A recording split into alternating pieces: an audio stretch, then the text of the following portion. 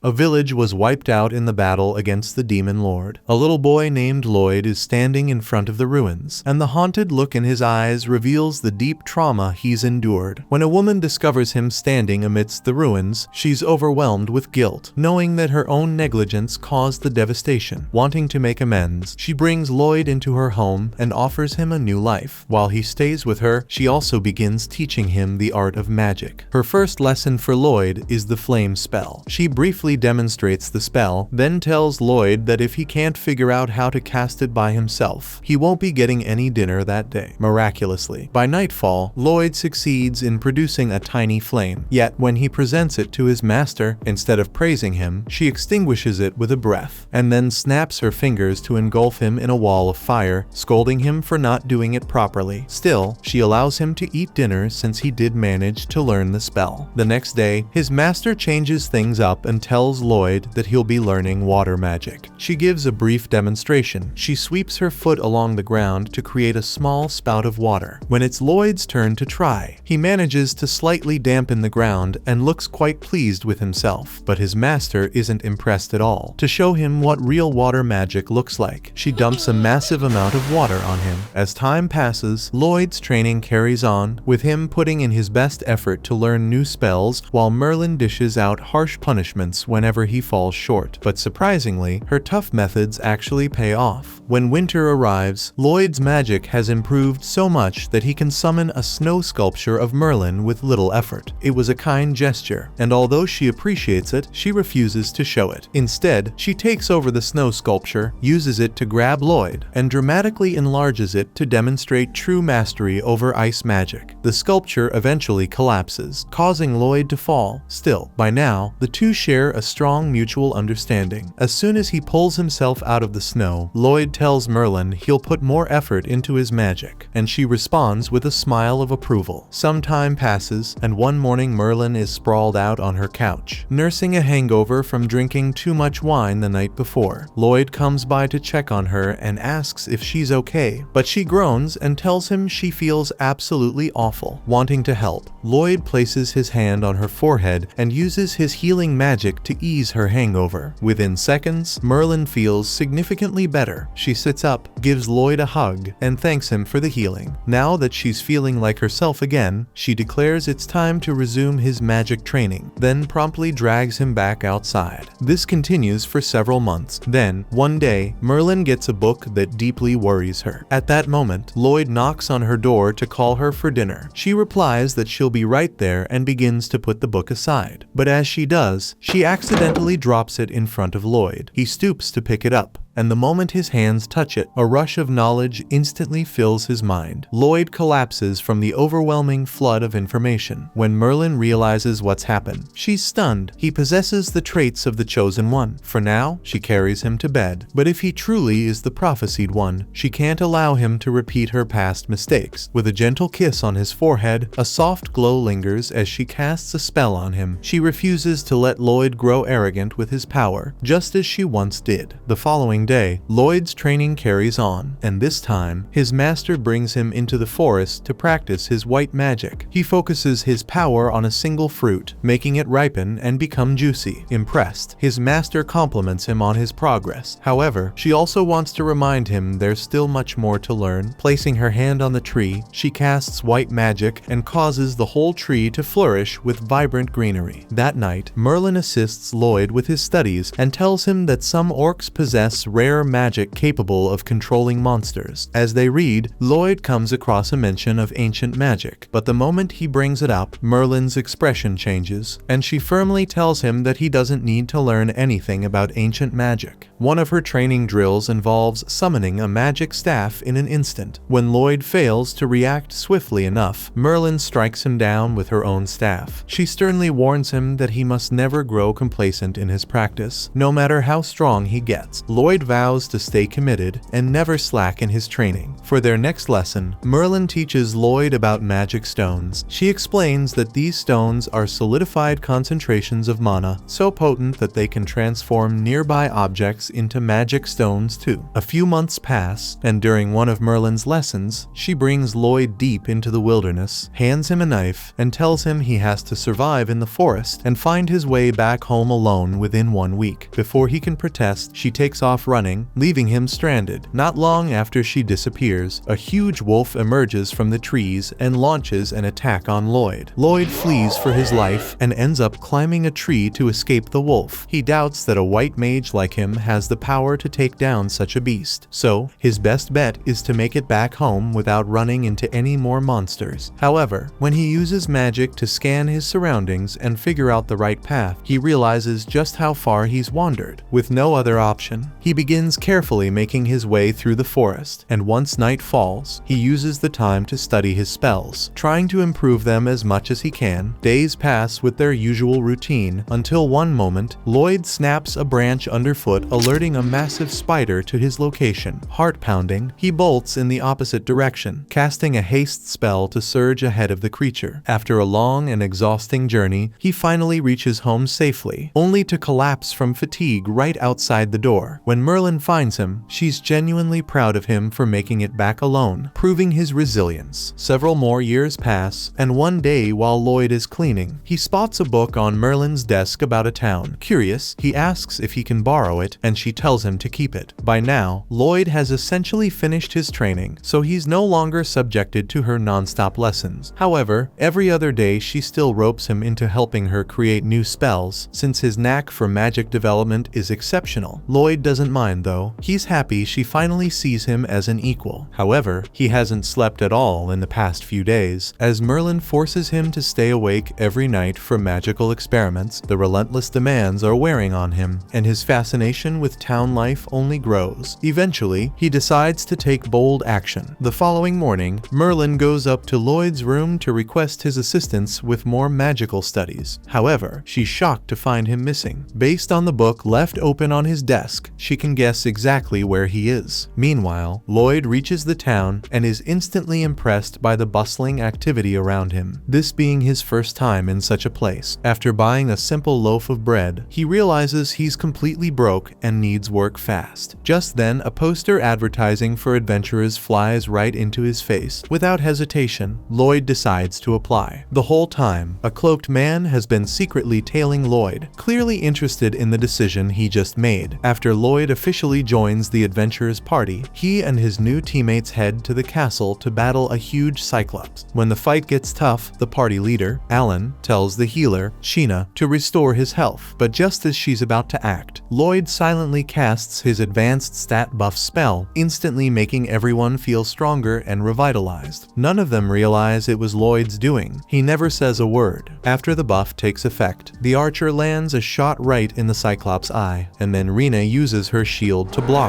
one of its punches, surprised by how effortlessly she managed it. Alan, on the other hand, doesn't question his sudden increase of power and confidently finishes off the Cyclops, fully convinced it was all thanks to his own power. But Rena appears to have picked up on the fact that Lloyd had something to do with their unexpected boost. With the Cyclops defeated, the party returns to town, where Alan is celebrated as a hero. Apparently, the creature was so formidable that no one else had managed to take it down. The reward for the feat turns out to be enormous, but Alan hands Lloyd a mere 5 gold coins, claiming the low amount is due to him being just a rookie D-rank adventurer. Lloyd takes the money without protest, but when Alan suggests a toast to the party's victory, Lloyd excuses himself because he doesn't want to be involved. The party's mage, Maya, gets offended that Lloyd doesn't want to drink with them, but Alan tells her it's fine since they can always hire another white mage, and it's not like he contributed much to the party's performance anyway. Back at Merlin's home, the mysterious man from earlier appears, and Merlin questions him about Lloyd's whereabouts. The man informs her that Lloyd made it to town and has already joined a famous party. Relieved to hear he's safe, Merlin reflects that it was time for him to explore the world independently, as long as he doesn't grow overconfident like she once did in her youth. She believes he'll be just fine. The man asks if she still carries any regrets about that day. Merlin's expression twists with bitterness as she recalls her mistake. At the time, she hadn't foreseen the Demon Lord's willingness to self-destruct just to obtain the grimoire. That single miscalculation led to the destruction of an entire village, instantly wiping out everyone nearby, including Merlin herself. Luckily, her companion Sybil managed to bring everyone back using forbidden ancient magic, but the cost was his own life. Since then, Merlin has never stopped blaming herself. Back in Lloyd's ongoing adventures with the hero party, he continues to quietly support them. Whenever Alan or the others run into trouble during a fight, Lloyd is always there, casting buffs to give them an edge. Thanks to his efforts, the team maintains an almost flawless win streak, with everyone consistently performing at their best. Yet none of them realize just how much of the load Lloyd is actually carrying. That night, Rena is studying defensive techniques when Alan barges into her room, curious about what she's doing. She explains that she's a bit confused because monster attacks haven't been hitting her shield as hard as before. Alan agrees, saying he's been feeling the same thing but just assumed it was his natural skill kicking in. Rena points out that he hasn't been training much lately, so his sudden strength boost doesn't make sense. Meanwhile, deep in the forest that night, a group of guards were wrapping up their patrol when, without warning, one of them let out a cry of agony. The others turned just in time to see a huge earth golem looming above him. In that instant, one of the guards knew this was the end for him. The following morning, the guard captain approaches Alan to request his assistance. He explains that the guards who were on patrol last night were savagely killed. Without hesitation, Alan agrees to help, assuming that taking down a golem should be a simple task. Later that afternoon, they follow Lloyd's tracking magic to trace the earth golem to a cave hidden behind a waterfall. With Lloyd still providing magical support, they make quick work of the stone monster. However, a demon summons another golem from the falling rocks above, forcing them back into battle. Lloyd examines the demon more closely and notices that it's using a staff embedded with a magic stone to control the golem. Knowing how dangerous magic stones can be, he realizes he has to act fast before things spiral out of control. He casts a precision spell and tells Lulu to shoot an arrow at the demon. Caught off guard by Lloyd's sudden command, Lulu hesitates for a moment but follows through. Miraculously, her arrow manages to pierce through and hit the target. Lloyd then instructs Mia to teleport the staff to him. As soon as it's in his hands, he quickly casts a spell to seal its magic. Meanwhile, Alan is growing irritated that Lloyd keeps giving commands, even though he's supposed to be the one in charge. Frustrated, Alan tries to reclaim authority by rushing in to land the killing strike on the golem himself. Lloyd refuses to let Alan die, so he enhances his own speed with magic and shoves Alan aside just before the golem crushes him. But instead of gratitude, Alan snaps at Lloyd for interfering, ignoring the fact that he was just saved. He then goes on to deliver the final blow to the golem. Once they all return to town, Alan, still pissed off, decides to fire Lloyd for being a nuisance. Alan also accuses him of being lazy and never contributing to the team, and after years of hearing from Merlin that his abilities were useless, Lloyd instinctively assumes the problem must be him. He accepts being kicked out of the party without arguing, and over the next 3 days, he searches for a new party to join. Unfortunately, it proves to be tough. Most parties already have a white mage. However, by chance, a girl at the reception desk is desperately asking the guild receptionist for a white mage. Right then, the receptionist points toward Lloyd, and the moment the girl spots him, she rushes over, grabs his hand, and forces him to join her party. Yui pulls Lloyd along to introduce him to her party, and they're caught off guard by how quickly she returned. They figure she must have come back empty-handed, assuming it'd be nearly impossible to find a new white mage so quickly. But then Yui surprises them by pointing at Lloyd and announcing that he'll be joining the team. But the thing is that she never actually explained any of this to Lloyd, so he never agreed to join in the first place. The others suspected it was too good to be true. They tell Yui they should just abandon the quest they were planning to take since they can't complete it without a white mage. Plus, there's no telling if Lloyd is even capable of filling Clum's role. Everyone agrees that going through with the quest in their current state would be too dangerous. Still, Yui doesn't want to back out because their client is depending on them, and she truly wants to help. Lloyd isn't fully aware of the situation, but he understands the quest is crucial. He suggests letting another party take it instead. However, they explain that no one else is free to handle it. It's an A rank quest, meaning only a rank or higher parties can accept it. Unfortunately, all the A-rank parties in the capital are already occupied with other missions, leaving no one available. Yui's party is S-rank, so they technically qualify for the mission. However, without their usual white mage, they'd need a replacement. The problem is, guild regulations only permit parties to work with officially registered members, meaning they can't just temporarily recruit a white mage from another group, and with such little time, finding a skilled white mage is nearly impossible. Lloyd really wants to support them, but he honestly believes he's not powerful enough to contribute to an S-rank party. Before he can voice his doubts, Yui confidently insists that everything will work out as long as Lloyd is with them. They then bring him out to a field to evaluate his skills before officially adding him to their group, despite the fact that Lloyd never actually agreed to participate in any of this. They take him out to a field, where Yui asks Lloyd to show them what he can do. However, he's concerned that his abilities will fall short of their expectations, especially since they're S-rank like his master. Daggers steps in and tells Yui it's unfair to suddenly pressure Lloyd into demonstrating his power. If she's going to test him, the least she can do is be clear about which spell she wants him to use. Daggers makes a fair argument. Yui then turns to Lloyd and instructs him to cast enhancement magic on the entire group. Lloyd is surprised. The task seems too simple for an S-rank party's trial. To clarify, he asks Yui if she just wants him to buff everyone here. Yui confirms, but with one major condition: he must cast the spell on all of them simultaneously. Lloyd is even more puzzled because he's frequently used enhancement magic on multiple people without any trouble. For him, it's hardly a challenge. So why would this be considered a test? Initially, he suspects there might be some unspoken condition, but they simply want him to cast enhancement magic on them. In fact, they seem to doubt whether he can even manage such a simple task. They ask Lloyd if he's able to do it, and he says yes, though he's still confused about why the test seems so simple. He summons his staff and begins casting the enhancement spell, but Yui is more shocked by the fact that he summoned a staff out of thin air. She immediately asks him where it came from, and Lloyd casually explains that it was just a basic storage spell, so it's nothing special. What really matters to him is Yui's reaction to the enhancement magic he used on her. At first, she hadn't even noticed, but now that she reflects on it, she senses a slight boost in her strength. The others feel the effects too, though there's something unusual about it, different from ordinary enhancement magic. To test the effects, Yui draws her sword and casually swings at a tree. To her shock, the blade slices clean through the trunk with a single strike. She stares in disbelief, but Lloyd thinks the result is only natural given his enhancements. Yui and the others had assumed he would only use strength enhancements, but Lloyd felt that was too basic, so he went ahead and cast additional buffs for physical enhancement, defense, speed, and vitality. The others are completely floored by what he's capable of, frozen in place as they stare at him in shock. Lloyd mistakes their stunned silence for dissatisfaction, thinking he must have failed the test. He apologizes for taking up their time. Clearly, they wouldn't want a white mage like him in their group. Just as he turns to leave, Yui stops him. She can't possibly let someone with his skills walk away, and besides, she's curious to know more about him. She starts asking him a few questions and eventually learns that Lloyd used to be part of the hero party. Yui is surprised, seeing it as a big deal since the hero party is famous across the kingdom. However, Lloyd explains that he was let go because they thought he lacked strength, so he doesn't believe he was of much value to them. Daggers and the rest tell Lloyd it's unbelievable because they've never witnessed anyone use so many different enhancement spells at the same time. However, Lloyd insists that there are definitely people out there more powerful than him. He even suggests to Yui and the others that they should probably just bring back their previous white mage instead. But that isn't really a choice for Yui's party, since their white mage, Clum, has a younger sister who's seriously ill. Until not long ago, Clum was juggling both adventuring and caring for her sister every day, which took a heavy toll on her. It got to the point where she couldn't concentrate during battles anymore, and that's ultimately why she decided to leave the party. Everyone is aware that Clum stepped down solely to avoid becoming a burden to the group. Though they're reluctant to let her leave, they understand and honor her choice. This is why they've been searching for another white mage to fill her role. Usually, they take quests without a white mage, but our rank missions are especially tough without a proper healer. Lloyd can sense how much the group cares for Clum, and he wants to help if possible, so he asks what illness Clum's sister has. Yui isn't entirely sure, but she knows it's a condition that's slowly slowly transforming her sister's body into magistone. Lloyd recalls reading that magistone can spread its transformation to other objects, and he's been researching ways to reverse the effect. Believing he might have a solution, he asks Yui to take him to Clum's house. Before long, they arrive. Clum is startled to find Yui and an unfamiliar face at her door, but she invites them inside to talk. Lloyd hesitates before asking, knowing his next question might come across as insensitive, but he needs to understand exactly how Clum's sister fell ill. Clum doesn't take offense and willingly shares the story. She explains that she and her sister Sylvie were longtime adventuring partners. Everything changed during one fateful mission when Sylvie was wounded and slipped into a coma, remaining unconscious ever since. Yui asks whether a monster attacked Sylvie, but Clum admits she doesn't actually know. When she found her sister, Sylvie was already unconscious. When Lloyd presses for details about her symptoms, Clum suggests it would be easier to show him the situation rather than explain it. She leads Yui and Lloyd to the door to Sylvie's bedroom, but she warns them to brace themselves because they may not be ready for what they are about to witness. As soon as Clum opens the door, Lloyd and Yui are hit with a wave of unpleasant mana, and it's all coming from Sylvie. Clum takes the covers off Sylvie's body and reveals that her arms and feet have already begun to transform. It's Lloyd's first time witnessing firsthand what magistones can do to a person, and he's stunned by how severe it is. For some reason, Still's mana has become unstable, and it's gradually turning her body into magistone. At this rate, it's only a matter of time before the transformation takes over completely. Lloyd asks Clum to let him take a look at Sylvie since he has something he wants to try, and if his hypothesis is correct, then he might be able to cure her. Clum finds it hard to believe that Lloyd would be able to cure Sylvie when all the best healers in the country could do nothing for her. Lloyd explains that Sylvie's condition is probably due to being pierced by a magistone of very high purity. He then asks Clum if the cave where Sylvie was injured had a high mana concentration, and Clum confirms it did. In fact, the quest they were on that day involved collecting magistones from that very cave, so it's likely connected to what happened. Lloyd asks her to show him where Sylvie's wound is, so Clum points at it, and just as Lloyd had expected, a magistone must have entered Sylvie's body through her wound, and the magistone's mana is what's transforming her. So far, all of Lloyd's deductions have been correct, so Yui asks Clum to put her faith in him so he can perform the operation to save Sylvie's life. After preparations are complete, Lloyd starts channeling a spell to extract mana directly from Sylvie's body. The process strains him severely as he absorbs wave after wave of corrupted energy. The root of Sylvie's condition traces back to her mana spiraling out of control after exposure to a magic stone. To restore her, Lloyd realizes he must purge nearly all the tainted mana from her system, but he also needs to make sure he doesn't accidentally kill her from mana depletion, so he plans to heal her while simultaneously draining her mana. He begins casting the spells, but Clum doesn't recognize the heal spell Lloyd just used, so she asks him if there's anything different about it. Lloyd explains that he has to do something with all the excess energy he's pulling from Sylvie, so he plans to burn it off by casting a weaker version of the heal spell, since even that basic form drains massive amounts of mana. Since Yui isn't too familiar with white mage terminology, she turns to Clum and asks if what Lloyd's doing is actually something impressive. However, impressive doesn't even begin to describe what Lloyd is doing. He's using a spell he designed on his own. He's casting 2 types of magic alone, which is already impressive, but he also has more willpower than any normal person. As Lloyd continues healing, the magic stone transformation on Sylvie's body begins to regress, and by the time Lloyd is done, she has finally returned to normal. It took a lot out of him to make it happen, so Lloyd is left exhausted after finishing the task. Not long after, Sylvie finally regains consciousness, and Clum is overcome with emotion, crying at the sight of her younger sister awake and well. She thanks both Lloyd and Yui for everything they've done, but once Sylvie is fully recovered, Clum intends to start adventuring alongside her again. Yui is sad that Clum won't be coming back to her party, but she respects Clum's decision to stay with her sister. She walks down the hallway and bids her farewell. As Lloyd prepares to leave, Clum stops him and requests that he look after the party in her place. Lloyd responds that he isn't officially part of the group yet and feels too inexperienced to be of much help. Clum doesn't understand why he doubts himself, but she encourages him to follow his heart instead. That evening, Yui and Lloyd share share the news with the rest of the group that Sylvie has been healed, and everyone commends Lloyd for his incredible effort. Still, since Clum made it clear she won't be coming back, the party now has to reconsider what their next steps will be. In the short time he spent with them, Lloyd has grown fond of everyone and can see that they truly care about one another. Unlike the hero party he used to be part of, a bit nervous, he asks if they'd still be willing to have him as their healer. As it turns out, they were all secretly hoping he'd decide to join them, so his offer is a huge relief and a big win for the party. To welcome Lloyd into their group, Yui tells him he can eat as much as he likes tonight since they'll be paying for everything, something no one has done for him since he arrived in the city. Overjoyed, Lloyd dives in and begins scarfing down plate after plate, amazed by how delicious everything tastes. However, the others are confused by his enthusiasm, as the food is fairly typical by the city's standards. Lloyd is stunned that such rich flavors are considered ordinary here, and it makes him start to doubt the quality of the meals he grew up with. The others become curious and ask what kind of food Lloyd used to eat. He explains that his meals consisted of whatever mushrooms, herbs with some meat from animals he hunted in the forest. Unfortunately, his master cooking skills were terrible. Yui then asks Lloyd to tell them more about his master, because even if her cooking wasn't great, anyone capable of teaching Lloyd such powerful magic must be an incredible person. Silica wonders if Lloyd's master is also a white mage. Lloyd admits he never asked her before leaving home, so he isn't certain. However, judging by how often she created explosions, he suspects she's more of a combat-oriented mage. Silica is amazed that Lloyd's master could teach him white magic despite not specializing in it. She then adds that, if given the chance, she'd love to train under Lloyd's master too. However, Lloyd quickly dismisses the idea, insisting Silica is better off never meeting his master, given the grueling training he endured under Merlin. He wouldn't subject even his greatest foe to that kind of suffering. That doesn't mean he dislikes her, though while she was harsh in her teachings, she also showed him kindness, proving she truly cared for him. Following their celebration, Yui points out that they still need to devise a plan for their mission. However, first, they should fill Lloyd in on the quest details. Yui shows the quest notice, and Daggers explains that their task is to deal with a group of monsters that have been ravaging nearby farms. The locals haven't been able to fend them off alone. Strangely, the pack consists of several different monster species working together, which is highly unusual. Given how unusual the situation is, anything could happen. But Yui feels that as adventurers, it's their duty to protect those in danger, and Lloyd shares her view. As for their strategy, Yui and Daggers won't be much help in a direct fight against a horde of monsters, so they'll need to depend on Silica's magic to take down the creatures. However, using magic across a wide area takes a significant amount of mana, which makes Silica concerned that she might not be able to wipe out the entire group if the horde is too large. Yui then asks Lloyd if he knows any offensive spells. He replies that he does know a few, but he doubts that a white mage like him can match the power of a combat mage like Silica. Regardless, they still need to figure out a battle plan. Daggers proposes that he and Yui take the lead to attract the monsters' attention. Once the creatures are focused on them, he'll lure them into a single location where Silica can unleash a finishing attack. Cross will be responsible for guarding Silica while she prepares her spell, and Lloyd will handle healing and support magic throughout the fight. Silica is thrilled to have Lloyd's support, knowing how powerful his buffs are, yet Lloyd remains puzzled by everyone's high opinion of him. Initially, Yui assumed he was just being humble, but now she sees he truly doesn't grasp his own strength. She encourages him, saying he ought to have more faith in his abilities. Lloyd points out that he was expelled from the heroes' party for being too weak, so he couldn't possibly be as strong as they think. The others still can't understand what kind of fools would dismiss Lloyd as powerless. They have complete faith in his skills. Lloyd is glad to hear that. After wrapping up their strategy meeting, everyone heads outside and agrees to regroup the next morning to start the mission. As they all make their way toward the inn, Daggers notices Lloyd walking in the opposite direction and approaches him to ask where he's headed. Lloyd admits laments that he can't afford a room at the inn. Dagas let his new party member sleep outside, so he offers him a pouch of coins. Lloyd hesitates, not wanting to take money for free, but Dagas tells him it's not a gift, just a temporary favor. He tells Lloyd he can simply repay him once he earns his cut from the mission reward. Lloyd is deeply grateful and promises to do his best to repay the loan. Dagas just urges him to stop wasting time and get to the inn. That night, Lloyd sleeps in a proper bed for the first time in a long while, feeling incredibly thankful to have such kind teammates by his side. The following morning, Lloyd and the group meet outside Yui's house, ready for their mission. When Yui finally steps out to join them, she's surprised to see everyone empty-handed after all. Such missions usually require a lot of gear. The others then explain that Lloyd lent a hand by storing all their supplies with his magic, saving them the trouble of carrying heavy bags. Lloyd offers to store Yui's bag as well, and after he stores her bag, she thanks him, mentioning how much of a hassle it always is to carry luggage while traveling. Lloyd tells them he could teach them how to use storage magic if they're interested, since it's actually not that hard. The others are surprised. They didn't even know regular adventurers like them could learn such a useful skill. Lloyd explains that everyone is born with at least some mana, so learning storage magic should be possible for anyone. It does take a lot of practice to expand how much you can store, but even if their capacity won't match his, it would still be a useful skill to have. Hearing that, they eagerly ask him to teach them, and Lloyd gladly agrees. After a short while, they set off on their journey. As they make their way across the plains, they eventually reach the border of the demon nation. For now, the demons have been keeping quiet, so the area is relatively calm, but there's no telling when they might attempt to invade the continent again. At the same time, deep within the forest, a mysterious figure in a dark cloak conducts a sinister ritual, one that's bound to bring trouble in the near future. Lloyd and the group reach their first checkpoint ahead of schedule, so they decide to make camp by the water. Lloyd retrieves the camping equipment from his storage, and everyone pitches in to set up the tents and prepare a fire pit for the evening. The task takes some time, and once they finish, Yui is exhausted and covered in sweat. She asks Dagas if she can wash up in the river, but Dagas tells her there's still more to do. She needs to collect firewood for cooking dinner. However, Lloyd offers to collect the firewood for Yui instead. Grateful, she thanks him and quickly pulls Silica along to take a bath together in the river. Sometime later, while Lloyd is gathering wood in the forest, he finishes up and gets ready to return to camp until a sudden scream echoes from the river. Yui and Silica had been bathing as planned, but they never expected to encounter a basilisk lurking in the water. To make matters worse, they are both currently unarmed, so if Lloyd doesn't do something soon, then they are going to be eaten. He slides down the cliffside and launches a small fireball to get the monster's attention. And while it is distracted, he tells Yui and Silica to swim over to the shore. He then pulls their weapons out of storage and throws it to them, while simultaneously casting strengthening magic on them. With the battle about to begin, Yui leaps forward and cuts the basilisk's heads in a single slash. Silica quickly shouts for Yui and Lloyd to get clear, warning them that she's about to launch a fireball. They both dive out of the way just as Silica unleashes a powerful blast that completely incinerates the remaining basilisk in one shot. Stunned, Silica stares at the aftermath, amazed by the sheer power of her spell, something she's never managed before. What she doesn't know is that Lloyd had secretly cast a buff spell on her earlier and never mentioned it. Also, at one point, Yui's towel falls off her body right in front of Lloyd and gets embarrassed. Back at camp to take her mind off it, Lloyd decides to start teaching everyone how to use storage magic, and he basically tells them they need to use their hands to open a hole in space so they can store their stuff. It's nowhere near as easy as Lloyd made it sound, but they decide to give it a try anyway. As expected, none of them manage to pull it off, and Lloyd blames himself, thinking he's a poor teacher. However, Dagas reassures him that his instructions were clear, it's just that the others are still new to this, so it'll take time. Right then, Silica has a clever idea. She tries chanting the storage spell aloud. To everyone's surprise, it works. Her storage space opens. That's when the others realize their mistake. They'd been attempting to cast the spell silently, just like Lloyd does, forgetting that they're not on his level yet. They all try doing it with incantations this time, and eventually they are all able to get their storage spaces to work, although they still need a bit of practice. Later that night, after everyone has had dinner, Lloyd is sitting by the fire when Yui comes over to talk to him. She tells tells Lloyd she wants to thank him for joining the party, but Lloyd says there's no need since he was looking for a party to join anyway. Yui still feels a little guilty, knowing she pushed him into it, but Lloyd understands she was just eager to finish the quest. Curious, he asks why she's so invested in this mission, especially since she has no ties to the region under threat. Yui hesitates, then explains that it reminds her of her past. When she was young, her own village was destroyed by monsters. She was the only one who survived the incident, and the trauma has haunted her ever since. That's why she refuses to watch helplessly as another village faces the same fate. Suddenly, Lloyd hears sound coming from the forest and urges Yui to wake the others. They need to leave immediately. Moments later, a horde of huge spiders emerges, advancing through the forest. Initially, the group stays hidden, hoping to avoid a fight. However, Yui accidentally snaps a twig underfoot, drawing the attention of every spider. The group quickly draws their weapons, ready to battle. However, one of the spiders snatches Silica's wand and hurls it into a tree, cutting her off from casting any more attack spells. With the situation quickly escalating, Lloyd steps up and tells the others he has a plan. First, he uses enhancement magic to boost everyone's strength, then sends Yui to keep the spiders busy. Meanwhile, he orders Cross to climb the tree and get Silica's staff. Once Silica has her staff back, Lloyd instructs her and Cross to team up and launch a combined attack to take down the spiders. Though relieved his plan succeeded and everyone is unharmed, he can't help but worry that he may have overstepped by shouting out commands like that. Lloyd apologizes for taking charge,